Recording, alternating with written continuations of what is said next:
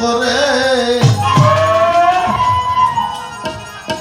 খুব সন্দাসী করে রাইখো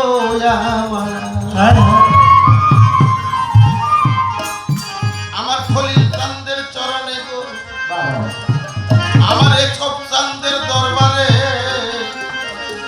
গোলাম কইরে রাইখো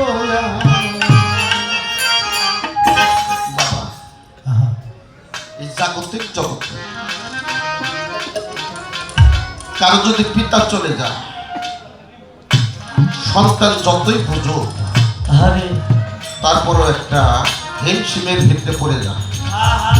যতদিন তো আমি একটা বট গাছের নিচে ছিলাম, সে বট গাছটা আমার মাথার উপর থেকে সরে গেছে। আমি কিভাবে চলবো, কিভাবে সংসার চালাবো, কিভাবে সকলের মন জোগায় চলবো, কিভাবে আমার বাবার নাম রাখবো, কিভাবে আমি মানুষের সাথে মিলেমিশে চলতে পারবো, এই একটা চিন্তা। তার কাছে জন্মদাতা পিতা না থাকলে আর ভক্তের যদি মুর্শিদ না থাকে, তার কাছে সব জায়গায় শূন্য শূন্য, দরবার আসলেও শূন্য শূন্য মনে হয়। তাই তো সাধকের কাজ। তুমি ছাড়া